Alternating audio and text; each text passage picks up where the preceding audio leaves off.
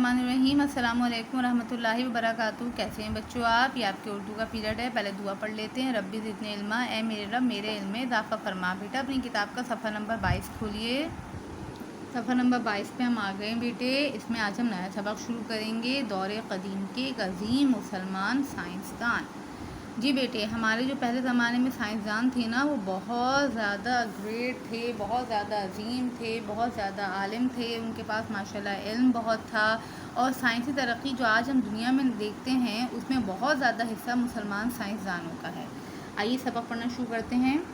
इसमें कोई शक नहीं कि माजी में मुसलमान साइंसदानों, तबीबों, हकीमों और दानिश्वरों ने अपने अपने शोबों में ऐसे गिरां कदर कारनामे सर अंजाम दिए कि न सिर्फ मुसलमानों ने बल्कि गैर मुस्लिमों ने भी इनसे खूब इस्तिफ़ादा किया, खूब फ़ायदा उठाया। यानी कि माजी में जो मुसलमान साइंसदान थे, तबीब थे यानी कि डॉक्टर्स, हकीम जो इलाज करते हैं, और दानिश्वर जो फ़िलासफ़र होते हैं, सोचते हैं, वो इतने ज़्यादा उन्होंने कारनामे अंजाम दिए कि न सिर्फ मुसलमानों ने बल्कि गैर मुस्लिमों ने भी उनसे फ़ायदा लिया।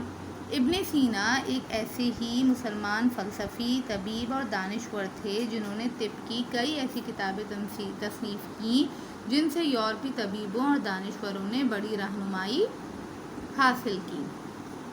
जी बेटे, आज हम किसके बारे में पढ़ेंगे? इब्ने सीना के बारे में। इब्ने सीना कौन थे? मुसलमान फ़लसफ़ी थे, तबीब थे और दानिश्वर थे। तबीब थे यानी कि तिब करते थे, इलाज करते थे, और उन्होंने तिब की, डॉक्टरी की ऐसी किताबें लिखी हैं जिनसे यूरोपी तबीबों ने, यूरोप के जो डॉक्टर और दानिश्वर थे, उन्होंने भी खूब फ़ायदा उठाया। अगले सफ़े पर आएँ बेटे। इब्ने सीना का पूरा नाम अबू अली हुसैन इब्ने अब्दुल्ला इब्ने सीना है, और वो बो अली सीना के नाम से भी पहचाने जाते हैं। इब्ने सीना 980 में बुखारा के करीब अफशना के मुकाम पर पैदा हुए। बचपन ही से बहुत ज़हीन थे। यूँ जब उनकी उम्र सिर्फ 10 साल थी, उन्होंने कुरान मजीद और दीगर कई कुतुब पढ़ ली थीं।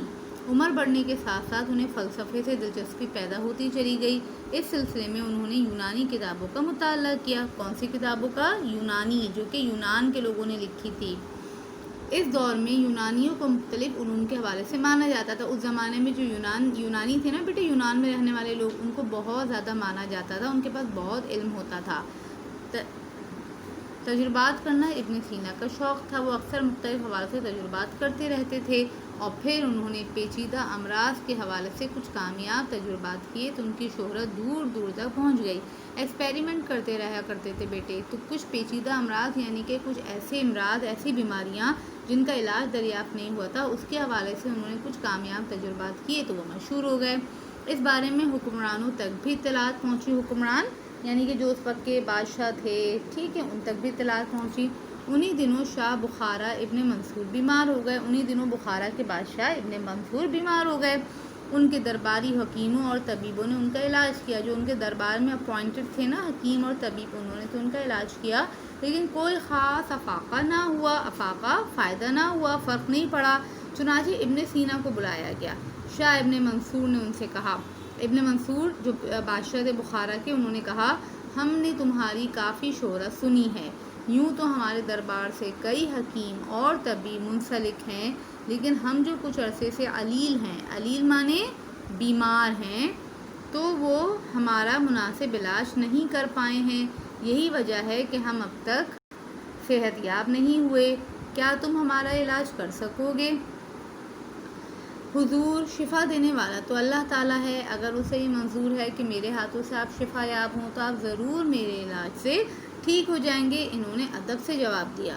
बस तो फिर ठीक है, तुम अल्लाह का नाम लेकर इलाज शुरू करो, शाह इब्ने मंसूर ने कहा, और इब्ने सीना ने उनका इलाज शुरू कर दिया। कुछ ही अरसे में शाह इब्ने मंसूर सेहत याब हो गए। उन्होंने खुश होकर इब्ने सीना से कहा, हम तुमसे बेहद खुश हैं। इस मौके पर हम तुम्हें इनाम देना चाहते हैं। बोलो क्या मांगते हो? हुजूर, मुझे इनाम नहीं चाहिए। इब्ने सीना ने अदब से कहा। क्यों? इब्ने मंसूर को हैरत हुई। मैं ये चाहता हूँ कि आप मुझे अपने शाही कुतुब खाने में आने जाने की इजाज़त मरहमत फरमाएँ, इजाज़त दे दें। मैं वहाँ की किताबों से इस्तिफ़ादा करके कुछ तहक़ीक़ी और इल्मी काम करना चाहता हूँ। उन्होंने जवाब दिया। دیکھا بچوں آپ نے، بادشاہ سے وہ کچھ بھی نام لے سکتے تھے، ہیرے، جواہرات، اشرفیاں، محل، لیکن انہوں نے کیا مانگا؟ انہوں نے یہ مانگا کہ جو ان کا شاہی کتب خانہ ہے نا، شاہی لائبریری جو ہے، اس کی لائبریری ہے، وہ بھی بادشاہ کی لائبریری، تو اس میں تو بہت زبردست بکس ہوں گی نا، تو انہوں نے کہا کہ آپ مجھے وہاں پر آنے کی اجازت دے دیجیے تاکہ میں وہ کتابیں پڑھ سکوں اور اپنے ریسرچ کا کام کر سکوں۔ ٹھیک ہے بیٹے، آج ہم یہیں تک پڑھیں گے، یہاں پہ آج ڈیٹ ڈال لیجیے آج کی، کل انشاءاللہ بقیہ سبق پورا کریں گے۔ آپ اس سبق کو دوبارہ پڑھیے اور اس کے مشکل الفاظ کو انڈر لائن کیجیے۔ جزاک اللہ، السلام علیکم ورحمۃ اللہ وبرکاتہ۔